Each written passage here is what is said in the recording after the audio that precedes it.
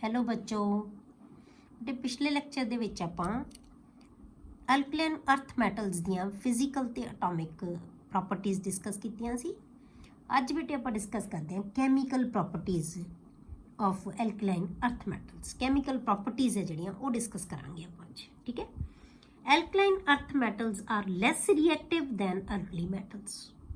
Alkaline earth metals है बेटे वो अल्कली मैटल्स दे नालों घट रिएक्टिव हुंदे हैं।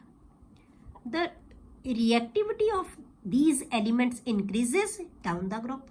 जिवें जिवें आप ग्रुप दे विच नीचे जावांगे या तुसीं कह लो बेरीलियम टू बेरियम जदों जाने आपां तां रिएक्टिविटी है वो हमेशा इनक्रीज होंदी जाएगी। जिवें अल्कली मैटल्स दे विच भी आपां कीती सी कि टॉप टू बॉटम जदों जाने आ तां जिहड़ी रिएक्टिविटी है वो इनक्रीज होंदी जांदी है। क्लीयर, क्योंकि जिन्नी ईजीली इलैक्ट्रॉन लूज करते जाएंगे उन्नी रिएक्टिविटी इन्हां दी ज़्यादा होएगी। जिवें साइज़ वधदा जाएगा इलैक्ट्रॉन नूं लूज करन दी टेंडेंसी वधदी जांदी है तो रिएक्टिविटी भी इन्हां दी वधदी जांदी है। ठीक है, सब तो पहला आपां करदे हां बेटे reactivity towards oxygen, reaction with oxygen या कह लो ऑक्सीजन नाल ही किवें रिएक्ट करदे हैं। Metal plus oxygen gives MO, metal oxide. Metal दी ऑक्सीडेशन स्टेट कितनी हुंदी है बेटे अल्कलाइन अर्थ मैटल्स दी 2 पॉजिटिव, क्योंकि 2 इलैक्ट्रॉन लूज कर सकता है। ठीक है, तो ਉਹਦੇ ਉੱਤੇ ਕੀ ਹੁੰਦੀ ਹੈ बेटे ਉਹਦੇ ਉੱਤੇ ਕੀ ਹੈ ਇੱਕ ਨੈਗੇਟਿਵ ਨਾ ਸੌਰੀ ਜਿਹੜੇ ਉਹਦੇ ਉੱਤੇ ਕੀ ਹੈ 2 ਨੈਗੇਟਿਵ, ਉਹਦੇ ਉੱਤੇ ਕੀ ਹੁੰਦਾ ਹੈ 2 ਨੈਗੇਟਿਵ।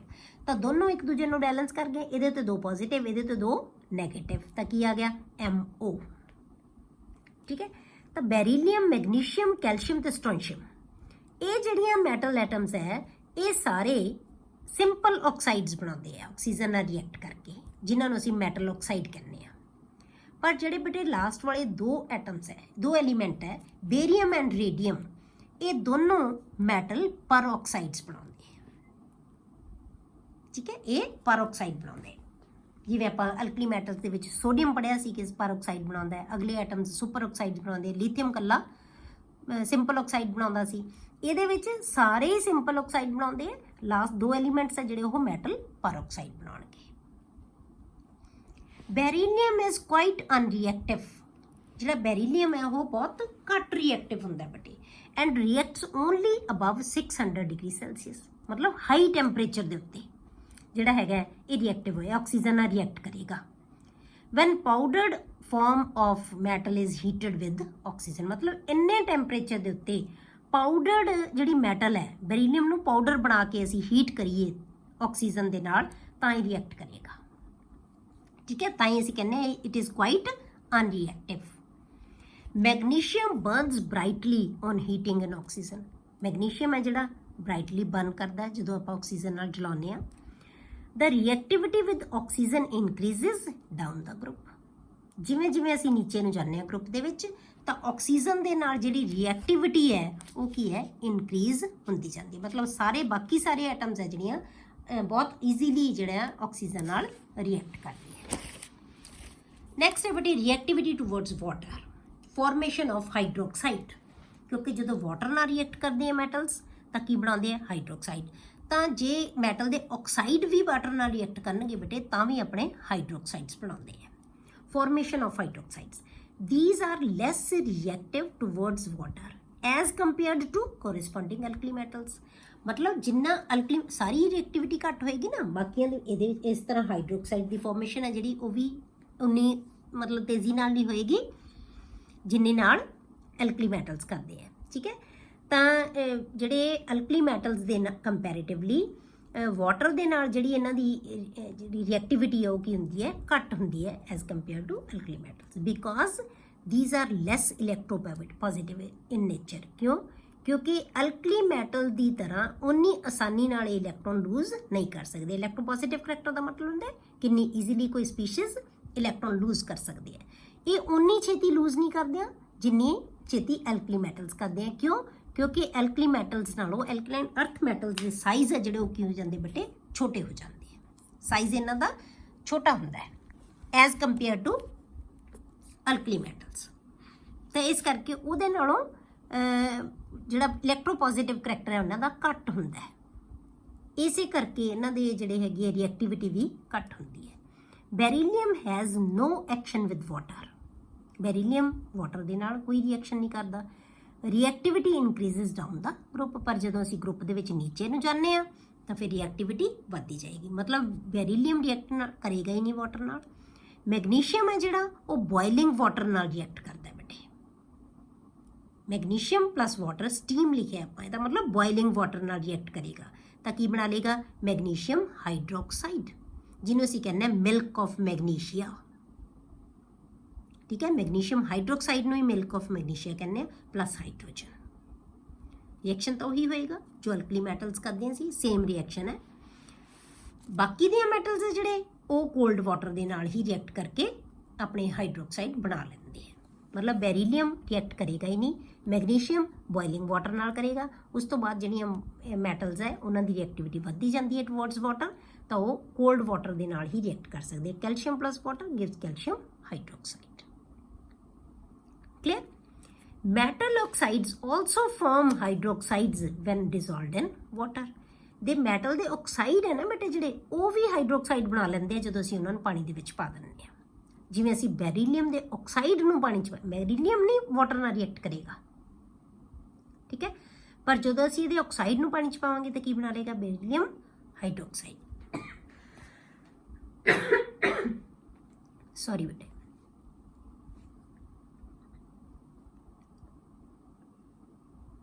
ਇਸੇ ਤਰ੍ਹਾਂ ਬੇਟੇ ਕੀ ਹੈ, ਕੈਲਸ਼ੀਅਮ ਹੈ ਜਿਹੜਾ, ਇਹਦਾ ਆਕਸਾਈਡ ਵੀ ਜਦੋਂ ਅਸੀਂ ਪਾਣੀ 'ਚ ਪਾਵਾਂਗੇ ਤਾਂ ਕੀ ਬਣਾਏਗਾ?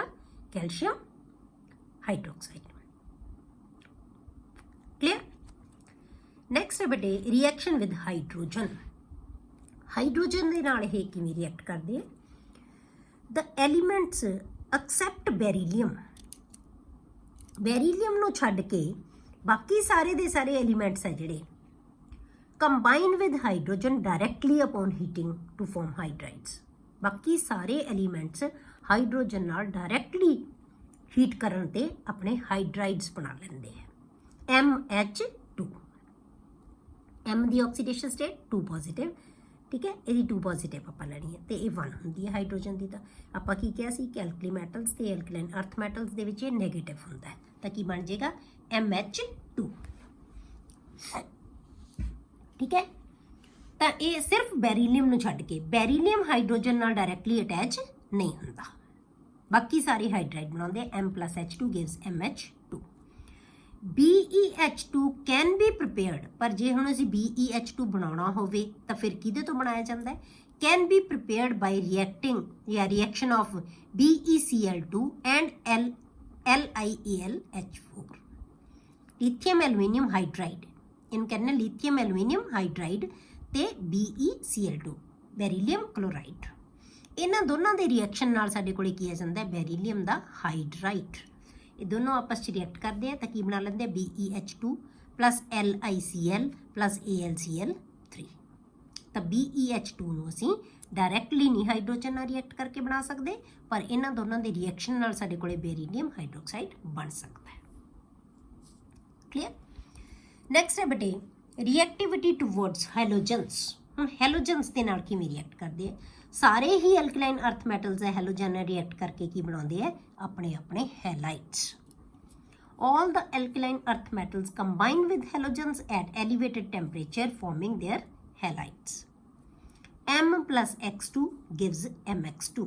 ਜਿਵੇਂ ਆਪਾਂ ਇੱਥੇ ਲਿਖ ਲਈਏ, ਜੇ ਆਪਾਂ ਇੱਥੇ magnesium plus Cl2 magnesium chloride, ਠੀਕ ਹੈ। ਇਸ ਤਰ੍ਹਾਂ ਬਾਕੀ ਸਾਰਿਆਂ ਨਾਲ ਮਤਲਬ ਕੋਈ ਵੀ ਹੋ ਸਕਦਾ। X ਹੈ ਜਿਹੜਾ ਉਹ ਕੀ ਹੈ? F ਹੈ, Cl ਹੈ, Br ਹੈ, I ਹੈ। M ਕੀ ਹੈ ਬੇਟੇ?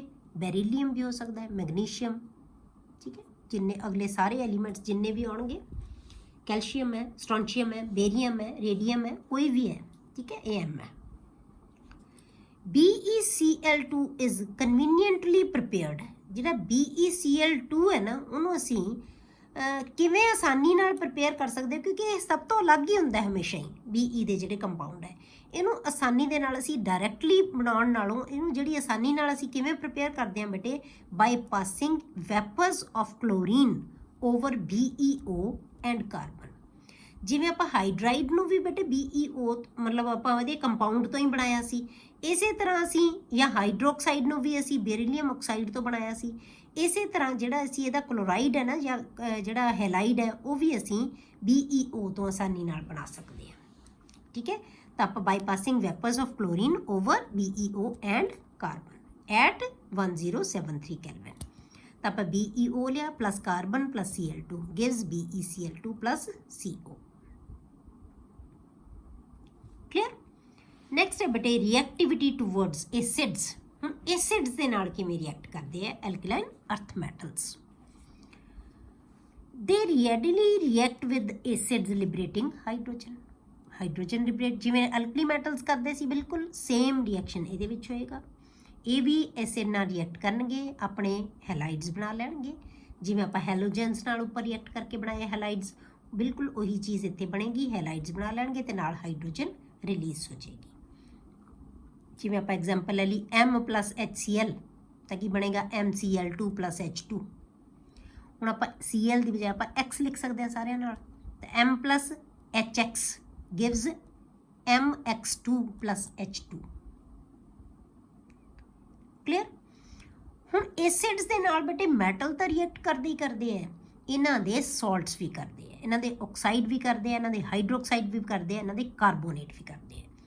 ਇਹ ਸਾਰੇ ਦੇ ਸਾਰੇ ਕੰਪਾਊਂਡਸ ਦੇ ਵਿੱਚ ਐਸਿਡਸ ਨਾਲ ਰਿਐਕਟ ਕਰ ਸਕਦੇ ਆ। ਮੈਟਲ ਵੀ ਕਰੇਗੀ, ਆਕਸਾਈਡ ਵੀ ਕਰੇਗਾ, ਉਹਦਾ ਹਾਈਡਰੋਕਸਾਈਡ ਵੀ ਕਰੇਗਾ, ਕਾਰਬੋਨੇਟ ਦੀ ਫਾਰਮ ਦੇ ਵਿੱਚ ਵੀ ਰਿਐਕਟ ਕਰੇਗਾ ਐਸਿਡ ਦੇ ਨਾਲ। MO + HX gives MX2 + H2O। ਬਣਾਉਣਾ ਇਹਨੇ MX2 ਹੀ ਹੈ ਕਿਉਂਕਿ ਇਹਦੀ ਵੈਲੈਂਸੀ 2 ਪੋਜ਼ਿਟਿਵ ਹੈ, ਇਹਦੀ 1 ਨੈਗੇਟਿਵ ਹੈ। ਇਹਦੀ ਵੈਲੈਂਸੀ ਇੱਥੇ, ਇਹਦੀ ਵੈਲੈਂਸੀ ਇੱਥੇ। MOH twice + HX ਤਾਂ ਕੀ ਆਏਗਾ MX2 + ਵਾਟਰ। ਸੇਮ ਹੋਏਗਾ ਕਿਉਂਕਿ OH ਹੀ ਹੈ ਇਹਦੇ ਵਿੱਚ ਵੀ। ਪਰ ਜੇ ਕਾਰਬੋਨੇਟ ਹੋਏਗਾ ਤਾਂ ਨਾਲ ਕਾਰਬਨ ਡਾਈਆਕਸਾਈਡ ਬਣੇਗੀ। MX2 ਤਾਂ ਬਣੇਗਾ ਹੀ ਬਣੇਗਾ।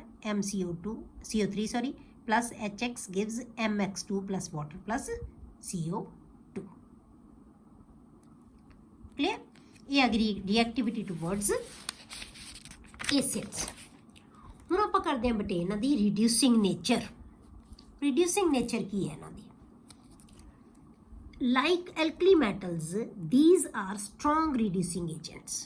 ਜਿਵੇਂ ਆਪਾਂ ਐਲਕਲੀ ਮੈਟਲ ਪੜ੍ਹੇ ਸੀ ਬੇਟੇ, ਇਹ ਵੀ ਸਟਰੋਂਗ ਰਿਡਿਊਸਿੰਗ ਏਜੰਟ ਹੁੰਦੇ ਆ ਉਹਨਾਂ ਦੀ ਤਰ੍ਹਾਂ ਹੀ। However their reducing power is less than the corresponding alkali metals। ਜਿਹੜੀ ਰਿਡਿਊਸਿੰਗ ਪਾਵਰ ਹੈ ਉਹ ਕੀ ਹੈ ਬੇਟੇ? ਕਿੰਨੀ ਆਸਾਨੀ ਨਾਲ ਇਲੈਕਟ੍ਰੋਨ ਇਹ ਦੇ ਸਕਦੇ ਆ ਦੂਜੀ ਸਪੀਸ਼ੀਜ਼ ਨੂੰ, ਕਿੰਨੀ ਆਸਾਨੀ ਨਾਲ ਦੇ ਸਕਦੇ ਆ? ਤਾਂ ਉਹਨਾਂ ਤੋਂ ਕੰਪੈਰੀਟਿਵਲੀ ਘੱਟ ਆਸਾਨੀ ਨਾਲ ਦੇ ਸਕਦੇ ਆ ਇਹ, ਕਿਉਂਕਿ ਇਹਨਾਂ ਦੇ ਸਾਈਜ਼ ਉਹਨਾਂ ਨਾਲੋਂ ਛੋਟੇ ਹੁੰਦੇ ਆ। ਇਸ ਕਰਕੇ ਇਹਨਾਂ ਦੀ ਰਿਡਿਊਸਿੰਗ ਕਰੈਕਟਰ ਹੈ ਜਿਹੜਾ, ਜਾਂ ਰਿਡਿਊਸਿੰਗ ਪਾਵਰ ਹੈ ਜਿਹੜੀ ਇਹਨਾਂ ਦੀ ਅਲਕਲੀ ਮੈਟਲਸ ਦੇ ਕੰਪੈਰੀਟਿਵਲੀ ਘੱਟ ਹੁੰਦੀ ਹੈ ਥੋੜੀ। ਦ reducing nature increases down the group. ਜਿਵੇਂ ਜਿਵੇਂ ਸਾਈਜ਼ ਵੱਧਦਾ ਜਾਏਗਾ ਰਿਡਿਊਸਿੰਗ ਨੇਚਰ ਵੀ ਵੱਧਦੀ ਜਾਏਗੀ, ਰਿਡਿਊਸਿੰਗ ਪਾਵਰ ਵੀ ਇਨਕਰੀਜ਼ ਹੁੰਦੀ ਜਾਏਗੀ। The reducing potential value is reduction potential value is less negative for beryllium. ਕਿਉਂਕਿ ਇਹਨਾਂ ਦੀ ਜਿਹੜੀ ਨੈਗੇਟਿਵ ਵੈਲਿਊ ਡਿਸਾਈਡ ਕਰਦੀ ਹੁੰਦੀ ਹੈ ਬੇਟੇ ਕਿ ਇਹਦਾ ਰਿਡਿਊਸਿੰਗ ਨੇਚਰ ਕਿੰਨੀ ਹੈ। ਜਿੰਨੀ ਰਿਡਿਊਸਿੰਗ ਪੋਟੈਂਸ਼ੀਅਲ ਦੀ ਨੈਗੇਟਿਵ ਵੈਲਿਊ ਜ਼ਿਆਦਾ ਹੋਏਗੀ ਉਹਦਾ ਰਿਡਿਊਸਿੰਗ ਕਰੈਕਟਰ ਉਨਾ ਜ਼ਿਆਦਾ ਹੋਏਗਾ।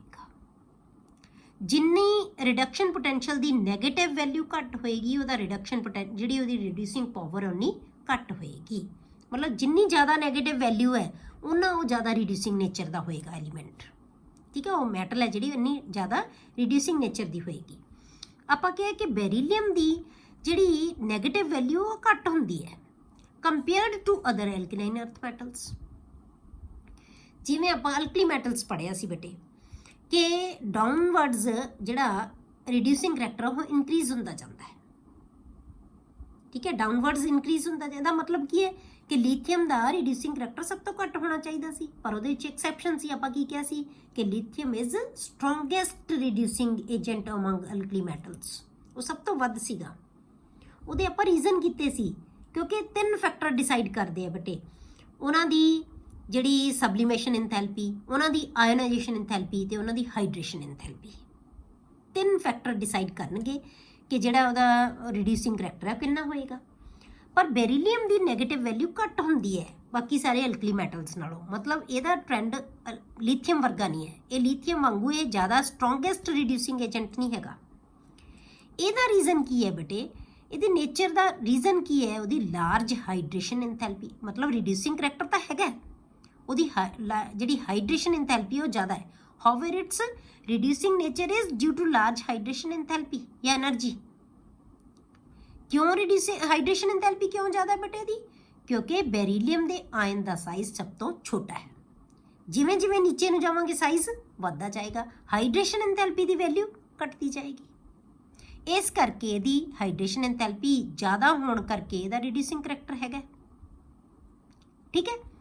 And relatively large value of atomisation energy, sublimation enthalpy. ਪਰ ਨਾਲ ਦੀ ਨਾਲ ਹਾਈਡਰੇਸ਼ਨ ਇੰਥੈਲਪੀ ਤਾਂ ਜ਼ਿਆਦਾ ਹੈਗੀ ਹੈ, ਪਰ ਨਾਲ ਦੀ ਨਾਲ ਇਹਦੀ ਐਟਮਾਈਜੇਸ਼ਨ ਇੰਥੈਲਪੀ ਵੀ ਜ਼ਿਆਦਾ ਹੈ। ਮਤਲਬ ਇਹਨੂੰ ਸਬਲਾਈਮ ਕਰਨ ਲਈ, ਇਹਨੂੰ ਗੈਸੀਅਸ ਸਟੇਟ ਦੇ ਵਿੱਚ ਕਨਵਰਟ ਕਰਨ ਲਈ એનર્ਜੀ ਹੈ ਜਿਹੜੀ ਬੇਟੇ ਉਹ ਵੀ ਜ਼ਿਆਦਾ ਚਾਹੀਦੀ ਹੈ, ਉਹ ਵੀ ਇਹਨੂੰ ਜ਼ਿਆਦਾ ਚਾਹੀਦੀ ਹੈ। ਇਸ ਕਰਕੇ ਬੈਰੀਲੀਅਮ ਦੀ ਬਾਕੀਆਂ ਦੇ ਕੰਪੈਰੀਟਿਵ ਜੇ ਹਾਈਡਰੇਸ਼ਨ ਇੰਥੈਲਪੀ ਜ਼ਿਆਦਾ ਹੈ ਤਾਂ ਇਹਦੀ ਫਿਰ ਬੇਟੇ ਜਿਹੜੀ ਰਿਡਿਊਸਿੰਗ ਨੇਚਰ ਹੈ ਉਹ ਬਹੁਤ ਜ਼ਿਆਦਾ ਹੋਣੀ ਚਾਹੀਦੀ ਹੈ, ਪਰ ਇਹਦੀ ਨੈਸ ਨੈਗੇਟਿਵ ਵੈਲਿਊ ਹੈ। ਕਿਉਂ? ਕਿਉਂਕਿ ਹਾਈਡਰੇਸ਼ਨ ਇੰਥੈਲਪੀ ਦੇ ਵਧਣ ਨਾਲ, ਕਿਉਂਕਿ ਲੀਥੀਅਮ 'ਚ ਆਪਾਂ ਇਹੀ ਕਿਹਾ ਸੀ ਕਿ ਉਹਦੀ ਹਾਈਡਰੇਸ਼ਨ ਇੰਥੈਲਪੀ ਸਭ ਤੋਂ ਜ਼ਿਆਦਾ ਹੁੰਦੀ ਹੈ, ਇਹਦੀ ਵੀ ਜ਼ਿਆਦਾ ਹੁੰਦੀ ਹੈ, ਲਾਰਜ ਹਾਈਡਰੇਸ਼ਨ ਇੰਥੈਲਪੀ ਹੈ, ਪਰ ਇਹਦੇ ਨਾਲ ਇਹਦੀ ਜਿਹੜੀ ਐਟਮਾਈਜੇਸ਼ਨ ਐਨਰਜੀ, ਕਿਉਂਕਿ ਉਹਦੇ ਨਾਲੋਂ ਇਹ ਛੋਟਾ ਸਾਈਜ਼ ਹੈ, ਉਹਦੀ ਸਬਲੀਮੇਸ਼ਨ ਇੰਥੈਲਪੀ ਹੈ ਜਿਹੜੀ ਉਹ ਵੀ ਜ਼ਿਆਦਾ ਹੈ। ਇਹਨੂੰ ਤੋੜਨ ਵਾਸਤੇ ਜਿੰਨੀ ਗੈਸੀਅਸ ਫਾਰਮ ਦੇ, ਮਤਲਬ ਕਿ ਮੈਟਲ ਦੇ ਵਿਚਕਾਰ ਜਿਹੜਾ ਬੌਂਡ ਬਣੇ ਹੋਏ ਹੈ ਉਹਨਾਂ ਨੂੰ ਤੋੜਨ ਵਾਸਤੇ ਜਿੰਨੀ એનર્ਜੀ ਚਾਹੀਦੀ ਹੈ ਉਹਨੂੰ ਅਸੀਂ ਕਹਿੰਦੇ ਹਾਂ ਐਟਮਾਈਜੇਸ਼ਨ ਇੰਥੈਲਪੀ, ਉਹ એનર્ਜੀ ਵੀ ਜ਼ਿਆਦਾ ਚਾਹੀਦੀ ਹੈ। ਇਸ ਕਰਕੇ ਇਹਨੂੰ ਕੰਪਨਸੇਟ ਕਰ ਦਿੰਦੀ ਹੈ, ਇਸ ਕਰਕੇ ਰਿਡਿਊਸਿੰਗ ਨੇਚਰ ਦੀ ਘੱਟ ਹੁੰਦੀ ਹੈ ਬੈਰੀਲੀਅਮ ਦੀ। ਕਲੀਅਰ? ਅੱਗੇ ਬੇਟੇ ਸੋਲੂਸ਼ਨ ਇਨ ਲਿਕੁਇਡ ਅਮੋਨੀਆ। ਹੁਣ ਲਿਕੁਇਡ ਅਮੋਨੀਆ ਦੇ ਵਿੱਚ ਆਪਾਂ ਸੋਲੂਸ਼ਨ ਹੈ ਜਿਹੜਾ ਉਹ ਕਿਵੇਂ, ਬਿਲਕੁਲ ਸੇਮ ਅਲਕਲੀ ਮੈਟਲਸ ਵਾਲਾ। Like alkali metals, alkaline earth metals also dissolve in liquid ammonia. ਇਹ ਵੀ liquid ammonia ਦੇ ਵਿੱਚ ਘੁਲ ਜਾਂਦੇ ਆ to give deep blue solution which is conducting in nature. Same ਬਿਲਕੁਲ ditto. alkali metals ਦੀ ਥਾਂ ਤੇ ਆਪਾਂ ਕੀ ਲੈ ਲੈਣਾ, alkaline earth metals। ਉਹਨਾਂ ਨੂੰ ਵੀ ਅਸੀਂ liquid ammonia ਦੇ ਵਿੱਚ dissolve ਕੀਤਾ ਸੀ, ਉਹਨਾਂ ਨੇ ਵੀ blue ਕਲਰ ਬਣਾਇਆ ਸੀ ਤੇ conducting nature ਦਾ solution ਬਣਾਇਆ ਸੀ। ਇਹ ਵੀ ਬਿਲਕੁਲ M, ਹੁਣ ਇੱਥੇ ਅਸੀਂ alkali metal ਦੀ ਬਜਾਏ ਇਹਨੂੰ ਕੀ ਮੰਨਾਂਗੇ, alkaline earth metal plus X plus Y ammonia molecules। ਹੁਣ X plus Y ਕਿਉਂ ਲਿਖਿਆ? ਕਿਉਂਕਿ X plus Y ਅਸੀਂ ਤਾਂ ਲਿਖਿਆ ਹੈ ਕਿ X molecules ਮੈਟਲ ਨਾਲ ਜੁੜ ਜਾਣਗੇ, ਆਇਨ ਨਾਲ, ਤੇ ਜਿਹੜੇ Y molecules ਹੈ ਅਮੋਨੀਆ ਦੇ ਉਹ ਇਲੈਕਟ੍ਰੋਨ ਨਾਲ ਜੁੜ ਜਾਣਗੇ, ਜਿਹੜੇ ਇਲੈਕਟ੍ਰੋਨ ਮੈਟਲ ਰਿਲੀਜ਼ ਕਰੇਗੀ, ਠੀਕ ਹੈ।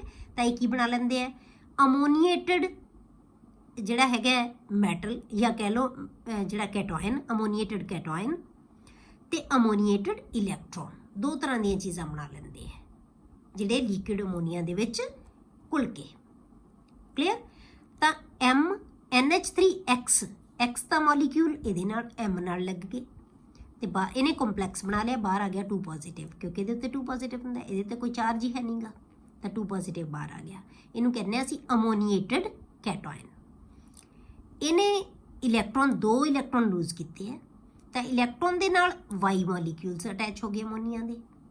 ਅਸੀਂ ਬਾਹਰ 2 ਲਿਖਿਆ ਕਿਉਂਕਿ ਇਹ 2 ਇਲੈਕਟ੍ਰੋਨ, ਇਹਦਾ ਚਾਰਜ 2 ਬੈਲੈਂਸ ਕਰਨਾ ਹੈ, ਕਿਉਂਕਿ ਇੱਕ ਇਲੈਕਟ੍ਰੋਨ ਦੇ ਉੱਤੇ ਚਾਰਜ 1 ਹੁੰਦਾ ਹੈ ਤੇ 2 ਪੋਜ਼ਿਟਿਵ ਚਾਰਜ ਹੈ, 2 ਇਲੈਕਟ੍ਰੋਨ ਬੈਲੈਂਸ ਕਰਨਗੇ, ਤੇ 2 ਇਲੈਕਟ੍ਰੋਨ ਲੂਜ਼ ਕਰਨਗੇ ਤੇ 2 ਹੀ ਅਸੀਂ ਬਾਹਰ ਲਿਖਾਂਗੇ। ਕਲੀਅਰ ਹੋ ਗਿਆ? ਇਹ Y ਮੋਲੀਕਿਊਲਸ ਇਹਦੇ ਨਾਲ ਅਟੈਚ ਹੋ ਗਏ, ਠੀਕ ਹੈ। ਇਸ ਕਰਕੇ ਅਸੀਂ ਇੱਥੇ ਕੀ ਲਿਖਦੇ ਹਾਂ ਕਿ ਅਮੋਨੀਆ ਦੇ ਨਾਲ X plus Y ਲਿਖ ਦਿੰਦੇ ਹਾਂ। ਇਹਨੂੰ ਕਹਿੰਦੇ ਆ ਅਮੋਨੀਏਟਡ ਕੈਟਾਇਨ, ਅਮੋਨੀਏਟਡ ਇਲੈਕਟ੍ਰੋਨ। ਹੁਣ ਬਲੂ ਕਲਰ ਕਿਹਦੇ ਕਰਕੇ ਹੁੰਦਾ ਬੇਟੇ? ਸੇਮ ਆਨਸਰ ਦੇਵੋਗੇ, ਅਮੋਨੀਏਟਡ ਇਲੈਕਟ੍ਰੋਨ ਕਰਕੇ। ਬਲੂ ਕਲਰ ਕਿਹਦੇ ਕਰਕੇ ਹੈ? ਅਮੋਨੀਏਟਡ ਇਲੈਕਟ੍ਰੋਨ ਕਰਕੇ। ਪਰ ਕੰਡਕਟਿੰਗ ਨੇਚਰ ਕਿਹਦੇ ਕਰਕੇ ਹੈ? ਦੋਨਾਂ ਕਰਕੇ, ammoniated cation and ammoniated electron. Clear? Next ਹੈ ਬੇਟੇ general characteristics of compounds of the alkaline earth metals. ਹੁਣ ਇਹਨਾਂ ਦੇ ਜਨਰਲ ਕਰੈਕਟਰ ਜਿਹੜੇ ਆਪਾਂ ਉੱਪਰ ਕੰਪਾਊਂਡ ਬਣਾਏ ਹੈ ਨਾ, ਰਿਐਕਟਿਵਿਟੀ ਸ਼ੋ ਕੀਤੀ ਹੈ, ਸਾਰੇ ਤਰ੍ਹਾਂ ਦੇ ਕੰਪਾਊਂਡਸ ਬਣਾਏ ਸੀ। ਹੁਣ ਆਪਾਂ ਇਹਨਾਂ ਦੇ ਜਨਰਲ ਕਰੈਕਟਰਸ ਕਰਾਂਗੇ ਵੀ ਕਿਹੋ ਜਿਹੇ ਹੁੰਦੇ ਨੇ, ਨੇਚਰ ਕਿਹੋ ਜਿਹੀ ਹੁੰਦੀ ਹੈ ਕੰਪਾਊਂਡਸ। ਹੁਣ ਤਾਂ ਆਪਾਂ ਰਿਐਕਟਿਵਿਟੀ ਕੀਤੀ ਸੀ ਨਾ ਕਿ ਕਿਵੇਂ ਰਿਐਕਟ ਕਰਦੇ ਆ, ਹੁਣ ਰਿਐਕਟ ਤਾਂ ਕਰ ਲਏ, ਰਿਐਕਟ ਕਰਨ ਤੋਂ ਬਾਅਦ ਉਹਨਾਂ ਦੇ ਕੀ ਕਰੈਕਟਰਿਸਟਿਕਸ ਹੈ, ਕਿਹੋ ਜਿਹੇ ਕੰਪਾਊਂਡ ਬਣਾਉਂਦੇ ਆ ਉਹਨਾਂ ਦੀ ਨੇਚਰ ਕਿਹੋ ਜਿਹੀ ਹੁੰਦੀ ਹੈ। ਠੀਕ ਹੈ, ਇਹ ਆਪਾਂ ਪੜ੍ਹਦੇ ਹਾਂ। The compounds of alkaline earth metals are less ionic than corresponding compounds of alkali metals. Alkali metals ਦੇ comparatively ਜਿਹੜੇ ਵੀ ਕੰਪਾਊਂਡ ਬਣਾਉਂਦੇ alkaline earth metals ਉਹ ਆਇਨਿਕ ਤਾਂ ਹੁੰਦੇ ਹੈ ਪਰ ਉਹਨਾਂ ਦੀ ਘੱਟ ਆਇਨਿਕ ਹੁੰਦੀ ਹੈ ਨੇਚਰ ਹੈ ਜਿਹੜੀ as compared to alkali metals. Clear? ਹੁਣ ਆਪਾਂ one by one ਇਹਨਾਂ ਨੂੰ ਡਿਸਕਸ ਕਰਾਂਗੇ। ਪਹਿਲਾਂ ਆਪਾਂ ਲੈਂਦੇ ਹਾਂ ਬੇਟੇ ਆਕਸਾਈਡਸ ਐਂਡ ਹਾਈਡਰੋਕਸਾਈਡਸ। ਜਿਹੜੇ ਆਕਸਾਈਡ ਤੇ ਹਾਈਡਰੋਕਸਾਈਡਸ ਬਣਾਉਂਦੇ ਹੈ ਐਲਕਲਾਈਨ ਅਰਥ ਮੈਟਲਸ, ਉਹਨਾਂ ਦੀ ਨੇਚਰ ਕਿਹੋ ਜਿਹੀ ਹੁੰਦੀ ਹੈ, ਉਹਨਾਂ ਦੇ ਕਰੈਕਟਰਸ ਕੀ ਹੁੰਦੇ ਹੈ। The monoxides of all the metals, ਸਾਰੀਆਂ ਮੈਟਲਸ ਦੇ ਮੋਨੋਆਕਸਾਈਡ ਐਕਸੈਪਟ BeO ਵਿਚ ਇਜ਼ ਕੋਵੈਲੈਂਟ। BeO ਦਾ ਜਿਹੜਾ ਆਕਸਾਈਡ ਹੈ ਉਹ ਕੋਵੈਲੈਂਟ ਨੇਚਰ ਦਾ ਹੈ। ਬਾਕੀ ਸਾਰੇ ਕੀ ਹੈ ਬੇਟੇ ਆਰ ਕ੍ਰਿਸਟਲਾਈਨ ਆਇਨਿਕ ਸੋਲਿਡਸ। ਸਿਰਫ BeO ਨੂੰ ਛੱਡ ਕੇ ਬਾਕੀ ਸਾਰੇ ਐਲਕਲਾਈਨ ਅਰਥ ਮੈਟਲਸ ਦੇ ਆਕਸਾਈਡ ਹੈ ਜਿਹੜੇ MO ਲਿਖ ਲਓ ਤੁਸੀਂ, ਉਹ ਸਾਰੇ ਕੀ ਹੋਣਗੇ ਆਇਨਿਕ ਸੋਲਿਡਸ ਹੋਣਗੇ, ਮਤਲਬ ਆਇਨਿਕ ਨੇਚਰ ਦੇ ਹੋਣਗੇ oxides. And possess rock salt, rock salt ਕਹਿੰਦੇ ਅਸੀਂ NaCl ਨੂੰ, and possess rock salt structure. ਤਾਂ ਇਹ ਆਪਸ ਦੇ ਵਿੱਚ ਕੰਬਾਈਨ ਹੋ ਕੇ ਇੱਕ ਪ੍ਰੋਪਰ ਅਰੇਂਜਮੈਂਟ ਬਣਾਉਂਦੇ ਆ ਬੇਟੇ, ਜਿਹਨੂੰ ਅਸੀਂ ਕਹਿੰਦੇ ਆ ਕ੍ਰਿਸਟਲ ਲੈਟਿਸ। ਉਹ ਲੈਟਿਸ ਹੈ ਜਿਹੜਾ ਉਹ ਕਿਹਦੇ ਵਰਗਾ ਹੁੰਦਾ ਹੈ, ਸੋਡੀਅਮ ਕਲੋਰਾਈਡ ਵਰਗਾ, ਜਿਹਨੂੰ ਅਸੀਂ ਰੌਕ ਸਾਲਟ ਕਹਿੰਦੇ ਆ। ਸਟਰਕਚਰ ਉਹਦਾ ਇਹ ਹੁੰਦਾ ਹੈ face centred cubic, face centred cubic FCC। Clear? ਇਹ ਹੁਣ ਤੁਹਾਨੂੰ ਹੁਣ ਨਹੀਂ ਸਮਝ ਆਏਗੀ ਕਿ ਕੀ ਅਰੇਂਜਮੈਂਟ ਹੁੰਦੇ ਆ ਇਹ, ਪਤਾ ਤੁਸੀਂ +2 ਦੇ ਵਿੱਚ ਆਪਾਂ ਸੋਲਿਡ ਸਟੇਟ ਚੈਪਟਰ ਹੈ ਤੁਹਾਡਾ, ਉਹਦੇ ਵਿੱਚ ਤੁਹਾਨੂੰ ਸਮਝ ਆਉਂਦੀ ਹੈ ਕਿ ਇਹ ਅਰੇਂਜਮੈਂਟ ਕਿਹੜੇ ਹੁੰਦੇ ਆ। ਇਹ ਜਿਵੇਂ ਨਾ ਆਪਾਂ ਇੱਕ ਕਿਊਬ ਦਾ ਪਤਾ ਹੈ ਨਾ ਤੁਹਾਨੂੰ, ਕਿਊਬ ਬਣਾ ਲੈਂਦੇ, ਇੱਕ ਕਿਊਬ ਦੀ ਫਾਰਮ ਦੇ ਵਿੱਚ ਇਹ ਸਟਰਕਚਰ ਬਣਦੇ। ਕਿਊਬ ਹੈ ਜਿਹੜਾ ਇੱਕ ਵੱਡਾ ਕਿਊਬ ਛੋਟੇ ਛੋਟੇ ਕਿਊਬਸ ਤੋਂ ਮਿਲ ਕੇ ਬਣ ਜਾਂਦਾ ਹੈ, ਉਹਨੂੰ ਅਸੀਂ ਇੱਕ ਛੋਟਾ ਕਿਊਬ ਹੈ ਜਿਹੜਾ ਬਾਰ-ਬਾਰ ਰਿਪੀਟ ਹੋ ਕੇ ਜਿੱਡਾ ਮਰਜ਼ੀ ਵੱਡਾ ਲੈਟਿਸ ਬਣਾ ਲੈਂਦੇ ਆ। ਇੱਕ ਮੋਲ NaCl ਜਦੋਂ ਇੱਕ ਕੰਪਲੀਟ ਆਪਣਾ ਲੈਟਿਸ ਬਣਾ ਲੈਣਗੇ ਉਹਨੂੰ ਅਸੀਂ ਕਹਿ ਦਿੰਦੇ ਹਾਂ ਉਹਦਾ ਕ੍ਰਿਸਟਲ ਲੈਟਿਸ। ਉਹਦਾ ਅਰੇਂਜਮੈਂਟ ਜਿਹੜਾ ਹੋਏਗਾ ਉਹ ਕਿਊਬਿਕ ਹੀ ਹੋਏਗਾ, ਉਹਨੂੰ ਅਸੀਂ FCC ਕਹਿ ਦਿੰਦੇ ਹਾਂ। ਕਲੀਅਰ? ਐਕਸੈਪਟ BeO ਵਿਚ ਇਜ਼ ਐਮਫੋਟੈਰਿਕ ਇਨ ਨੇਚਰ, ਮਤਲਬ BeO ਹੈ ਜਿਹੜਾ ਉਹ ਐਮਫੋਟੈਰਿਕ ਕਿਹਨੂੰ ਕਹਿੰਦੇ ਬੇਟੇ, ਇਹ ਪਹਿਲਾਂ ਵੀ ਪੜ੍ਹਿਆ ਆਪਾਂ, ਜਿਹਦੇ ਵਿੱਚ ਐਸਿਡਿਕ ਤੇ ਬੇਸਿਕ ਕਰੈਕਟਰ ਦੋਨੋਂ ਹੋਣ ਉਸ ਚੀਜ਼ ਨੂੰ ਆਪਾਂ ਕੀ ਕਹਿੰਦੇ ਐਮਫੋਟੈਰਿਕ।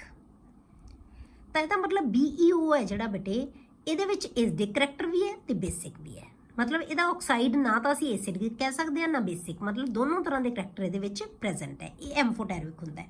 ਬਾਕੀ ਸਾਰੇ ਦੇ ਸਾਰੇ ਆਕਸਾਈਡਸ ਹੈ ਜਿਹੜੇ ਬੇਟੇ ਕੀ ਹੁੰਦੇ ਆ, ਬੇਸਿਕ ਹੁੰਦੇ ਆ। ਕਲੀਅਰ?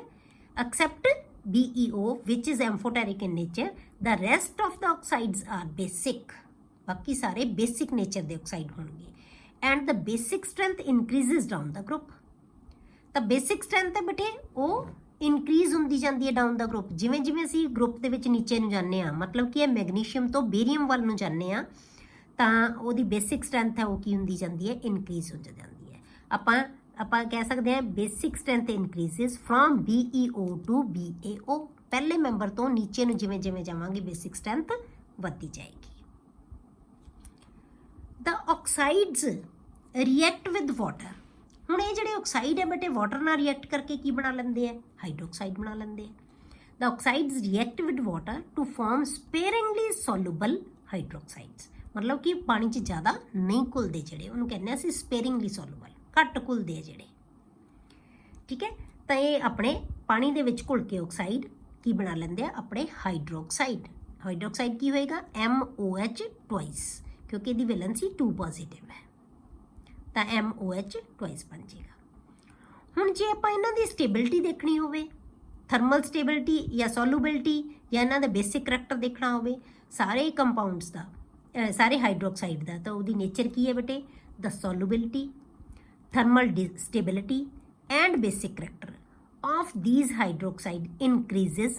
ठीक है, ये अपन जेड़ा ऊपर नो एरो पाने दा मतलब increases from MgOH twice to BaOH twice।